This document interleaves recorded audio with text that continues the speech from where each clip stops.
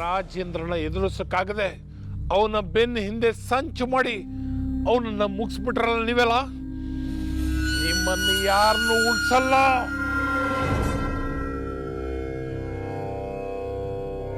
ಏಯ್, ನೀನು ನಿಮ್ಮನೆ ಕೆಲ್ಸದವನು ಆ ಭುವನು, ಓ ಟೀಚರ್ ಶ್ರದ್ಧಾ, ಯಾರನ್ನು ಉಳಿಸಲ್ಲ. ಒಬ್ಬೊಬ್ಬರನ್ನೇ ಸಾಯಿಸ್ತೀನಿ. ಬಲಿಗೆ ಬಲಿ.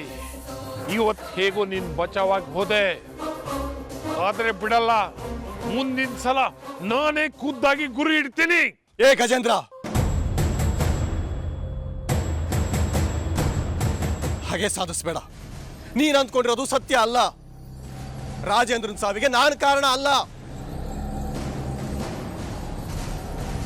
ಹಾಗಾದ್ರೆ ನಾನ್ ಕಾರಣನಾ? ಈ ಸಂಖ್ಯೆ ಹಳ್ಳಿಗೆ ಬಂದಾಗ್ಲಿಂದ ಒಂದೇ ಒಂದಿನ ಅಪ್ಪ ನೆಟ್ಟುಗಿರ್ಲಿಲ್ಲ. ಯಾವಾಗ್ಲೂ ಯಾವುದೋ ಒಂದು ಚಿಂತೆ, ಒದ್ದಾಟ. ಇಷ್ಟು ದಿನದಿಂದ ಇಷ್ಟು ಕಷ್ಟ ಕೊಟ್ಟವ್ರು ನೀವು. ಅಷ್ಟು ವರ್ಷಗಳಿಂದ ನಮ್ಮಪ್ಪ ಅದೆಷ್ಟು ನರಳಾಟ ಅನುಭವಿಸಿರಲ್ಲ. ಡ್ಯಾಡಿ ಸಾವಿಗೆ ನೀವೇ ಕಾರಣ.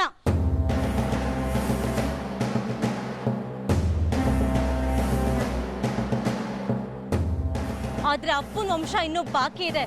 ಹಾಗೆ ಅಪ್ಪನ ಪ್ರತೀಕಾರನೂ ಬಾಕಿ ಇದೆ.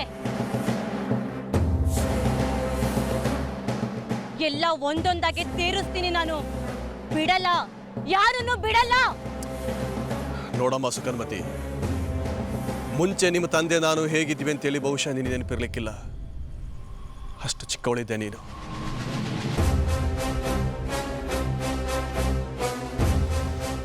ಯಾವುದೋ ವೈಮನಸ್ಸು ನಮ್ಮಿಬ್ಬರನ್ನ ಬೇರೆ ಮಾಡ್ತು. ಅವತ್ತಿನಿಂದ ಅವನ ದಾರಿ ಬೇರೆ ಆಯ್ತು. ಆದರೆ ಅವನು ಹೋಗ್ತಾ ಇದ್ದ ದಾರಿ ಸರಿ ಇರಲಿಲ್ಲ. ಇಷ್ಟು ವರ್ಷ ನಿನ್ನ ದಾರಿ ಸರಿ ಇಲ್ಲ ಅಂತ ಹೇಳೋ ಪ್ರಯತ್ನ ಮಾಡೇನೆ ಹೊರತು ಅವ್ರು ಕೆಟ್ಟದ್ದಾಗಬೇಕನ್ನೋ ಉದ್ದೇಶ ನನ್ನದಾಗಿರ್ಲಿಲ್ಲ. ಅಪ್ಪ ತಪ್ಪೋ ಸರಿನೋ ಅದನ್ನ ಅವ್ರಿಗೆ ಬಿಡ್ಬೇಕಾಗಿತ್ತು. ನೀವೇ ತಲೆ ಹಾಕೋಕ್ ಹೋದ್ರಿ. ಯಾಕೆಂದ್ರೆ ಅವನು ನನಗೆ ಹತ್ತಿರದವನಾಗಿದ್ದ. ನಮಗೆ ಬೇಕಾದವರು ಬೇಡವಾದ ದಾರಿನಲ್ಲಿ ಹೋಗ್ತಾ ಇದ್ದಾರೆ ಅಂತಂದ್ರೆ ತಡೆದೇ ಇರೋದಕ್ಕೆ ಹೇಗಾಗುತ್ತೆ ಹೇಳು? ಅದೇ ತರ ಅವನ್ನ ಅಲ್ಲಿಂದ ಹೊರಗಡೆ ಕರ್ಕೊಂಡ್ಬರೋದಕ್ಕೆ ತುಂಬಾ ಒದ್ದಾಡ್ದೆ ನಾನು. ಆದ್ರೆ ಆಗ್ಲಿಲ್ಲ. ಹೊರಗೆ ಕರ್ಕೊಂಬರಕ್ಕಾಗದೆ ಮೇಲೆ ಕಳಿಸ್ಬಿಟ್ಟು. ಇಲ್ಲ ಉಗ್ರಪ್ಪ, ನನ್ನ ನಂಬಿ. ನನಗೆ ನಿಮ್ಮ ಮೇಲಾಗ್ಲಿ ಅವನ ಮೇಲಾಗ್ಲಿ ಯಾವ ದ್ವೇಷನೂ ಇಲ್ಲ.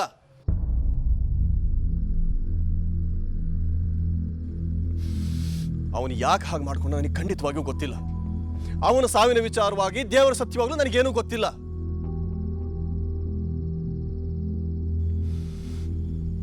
ಅವನ ಸಾವಿನ ಹೊಣೆನ ನಾವ್ಯಾರೂ ಹೊತ್ಕೊಳ್ಳೋದಕ್ಕಾಗೋದು ಇಲ್ಲ.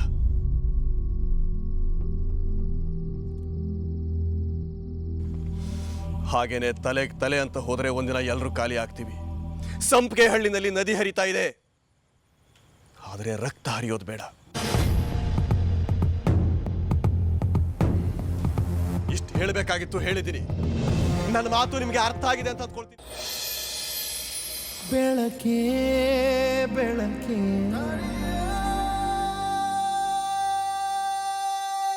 ನೀ ನಮ್ಮ ಊರ ಬೆಳಕೇ.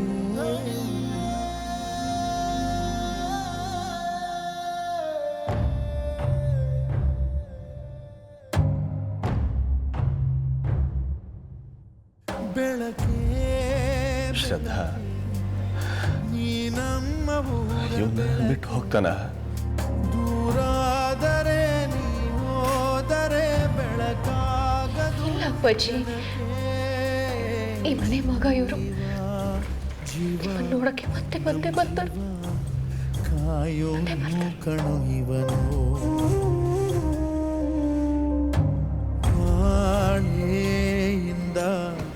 ಕಣ್ಣೀರ ಯಾರಯ್ಯ. ಖುಷಿ ಅನ್ನೋದು ಸತ್ತು ಹೋಗಿರುವಾಗ ಹಬ್ಬದ ಥರ ಬಂದವನು ಇವನು.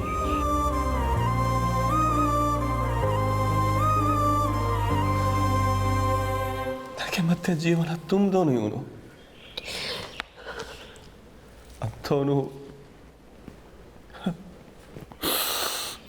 ಹೇಗೆ ಮಲಗಿದ್ದಾನೆ ನೋಡಮ್ಮ, ಹೇಗೆ ಮಲಗಿದ್ದಾನೆ ನೋಡು.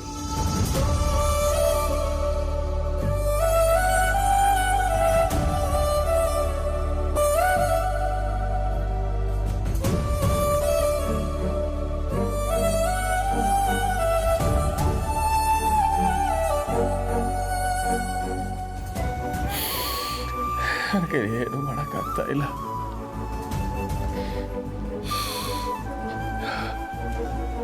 ಈ ಹಳ್ಳಿಗೆ ಶಂಕರಣ್ಣ ಅಂದ್ರೆ ದೇವರು.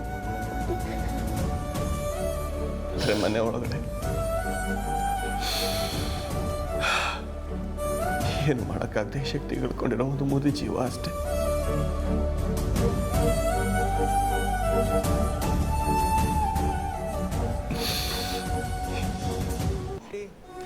ನನ್ನಂತ ಪಾಪಿನ ಕಾಪಾಡೋದಕ್ಕೆ ಹೋಗಿ ಏನ್ ಮಾಡ್ಕೊಂಡ್ಬಿಟ್ಟಿಯೋ ನೀನು? ಏನ್ ಮಾಡ್ಕೊಂಡ್ಬಿಟ್ಟೆ?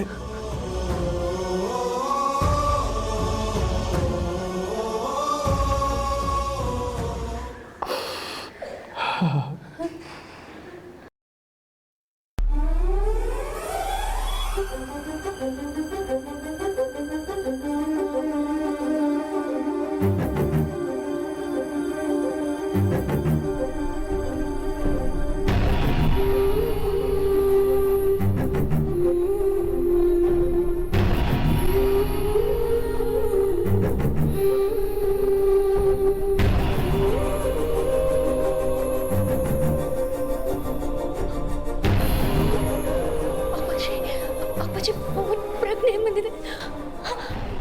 ಶ್ರದ್ಧಾ, ರಾತ್ರಿ ಎಲ್ಲ ನಿದ್ದೆ ಮಾಡಿಲ್ಲ. ಹೋಗಮ್ಮ, ಸ್ವಲ್ಪ ಹೊತ್ತು ಮಲ್ಕೊಂಡು ರೆಸ್ಟ್ ಹೋಗು. ಅಪ್ಪಾಜಿ ಪ್ರಜ್ಞೆ ಬಂದಿದೆ. ಅಪ್ಪಾಜಿ ಪವನ್ಗೆ ಪವನ್ ಕಣ್ಬಿಡಿ. ಪವನ್ ಪವನ್ ಪವನ್ ನೋಡಿ. ಪವನ್ ಪವನ್ ಪವನ್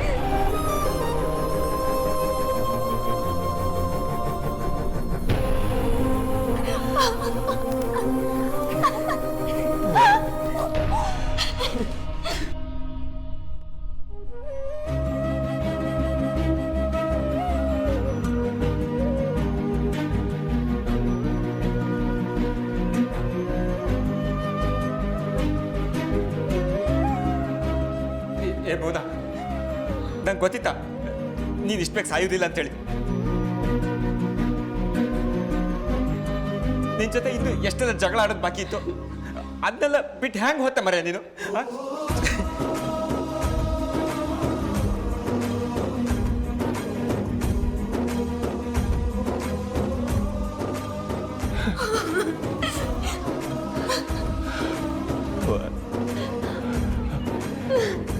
ಗಮನಮ್ಮ, ಸ್ವಲ್ಪ ನೀನು ತಗೊಂಬ ಬೇಗ.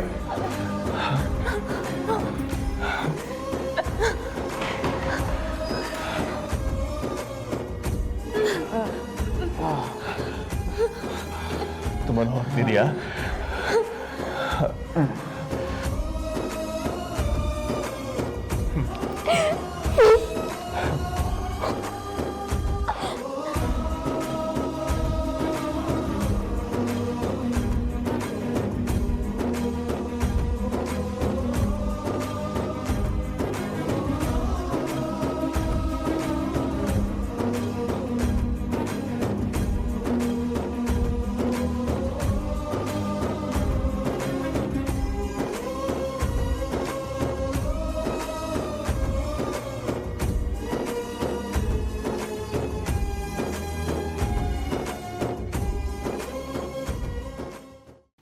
ನಾನು ವಾಪಸ್ ಊರಿಗೆ ಹೋಗೋಣ ಅಂತ ನಿರ್ಧಾರ ಮಾಡಿದ್ದೀನಿ.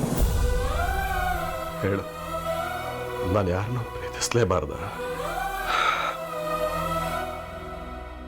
ನಾನು ಇಷ್ಟಪಡೋರು, ಯಾವಾಗಲೂ ನನ್ನ ಹತ್ತಿರ ಇರಬೇಕು ಅಂತ ಆಸೆ ಪಡೋರು ಯಾವತ್ತೂ ನನ್ನಿಂದ ದೂರನೇ ಹೋಗ್ತಾರೆ.